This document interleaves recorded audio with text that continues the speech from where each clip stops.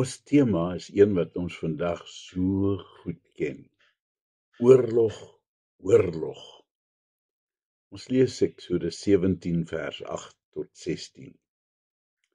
Nomadiese volke is verskriklik jaloers op hulle waterbronne in die woestyn. Dit is kosbaarder as goud. En daarsonder kan 'n mens nie lewe nie. Die gevolg is dat as iemand anders op jou waterbron toesak en dit vir homself wil toeëien, dan soek hy vir groot moeilikheid. Dan is dit oorlog. Maar wat nou gemaak as jy in 'n woestyngebied bly waar die waterbronne bitter skaars is en skielik kom hier 'n swerm vreemdelinge aan en hulle ontdek in jou eie gebied 'n waterbron wat daar nooit was nie. Een wat genoeg water voorsien vir 3 miljoen mense. Gaan jy nie dalk probeer om dit van hulle af weg te neem nie? Jy was mos eerste hier, dis mos jou woestyn, nie hulle sinne nie. Die Amalekiete was so 'n nomadiese volk wat in die omgewing van Rephidim rondgeswerf het. Die Bybel sê nie vir ons waaroor hulle met Israel skoor gesoek het nie, maar ons kan maar net raai. Was dit dalk oor hierdie water wat nou skielik uit die dorre rots uitspuit nadat Moses daarteen geslaan het? Dit was genoeg om enige woestynbewoner groen te maak van jaloesie. Wat ook daartoe kon bydra was dat hulle verspieders gesien het hoe hierdie klomp Israeliete elke dag kos optel. Wat was daar by Rephidim wat hulle nog nie raak gesien het nie? Net nou besluit die klomp dat hulle permanent hier wil kom bly. Nee, dit kan beslis nie. Hulle moet uit die weg geruim word. Maar die nakomelinge van Amalek het nooit besef waarvoor hulle sou inlaat nie. Die spul sogenaamde woestynrotte lyk nou baie weerloos, maar onsigbaar saam met hulle is die almagtige God. En dit het die Amalekiete eers begin besef toe dit totaal te laat was. Die aand voor die geveg kom die manne van Amalek bymekaar, so end van Israel se kamp af.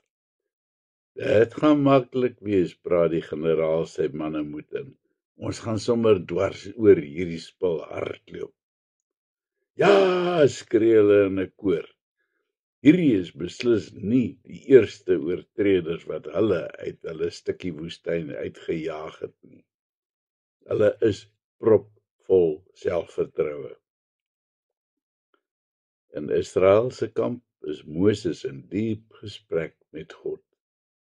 Here, wat moet ek maak? Ja, ons is baie, maar die mense is moeg van al die trek deur die woestyn. Dan antwoord die Here hom, Moses, hou net jou hande hoog opgehef na my. Moses kry die opdrag om op 'n koppie te gaan staan waar almal hom kan sien en sy arms opgehef te hou. Dit is 'n teken dat hy krag kry van God af en dat hierdie wonderbaarlike krag herlei word tot die manskappe wat Israel moet verdedig. Dan roep Moses vir Josua nader. Hier is nou waarlik 'n jong man uit een stuk. Sal dit nog ver in die lewe bring, dink Moses as Josua voor hom kom staan. Josua, gaan soek vir ons goeie manskap uit. Môre veg ons teen 'n gedigte vyand. Dit was nog donker daai volgende oggend toe Moses vir Aaron en Hur opkommandeer om saam met hom op die berg op te stap. Wanneer hulle bo kom, kyk hulle af op die dorre vallei daaronder. Israel se kamp is opgeslaan oor 'n baie wye gebied. Hulle sien die kindertjies daar rond speel en die mammas wat besig is om manna op te tel vir die dag. Nie ver daarvan nie, sien hy hoe die Amalekiete besig is om op te warm vir die geveg. En Moses glimlag. Vandag is die dag dat julle rieme gaan styf loop. Dankie dat u by ons is, Here, kom sy dankbare sug uit sy hart.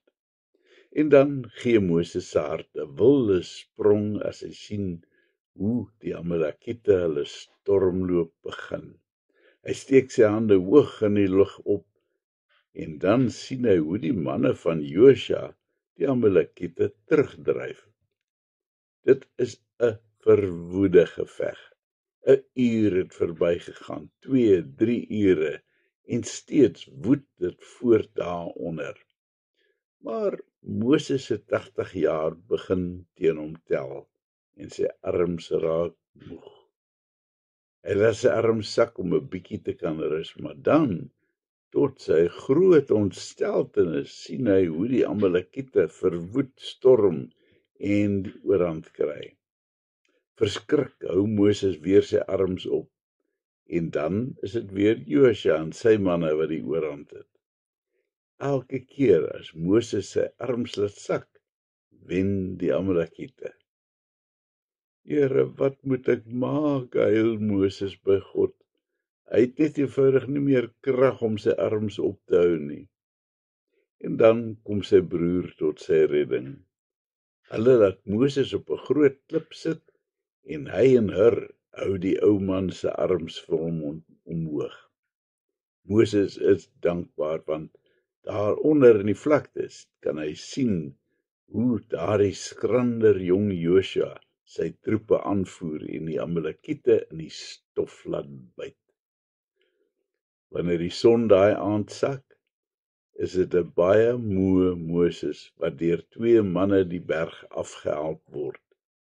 Moeg, maar tevrede. God het aan hom bewys dat sy volk die oorwinning gegee is. Moses moes uitvind dat hy nie alleen alles kon doen nie. Hy het hulp nodig gehad. Maar die Here het voorsien dat Hur en Aaron daar was vir hom, om hom by te staan toe sy kragte nie meer wou nie. Ons gelowiges is daar om mekaar te ondersteun. As jy sien dat Moses, die Moses in jou lewe, sy arms moeg word, moenie hom kritiseer nie. Help hom en hou sy arms hoog. Kom ons bid saam.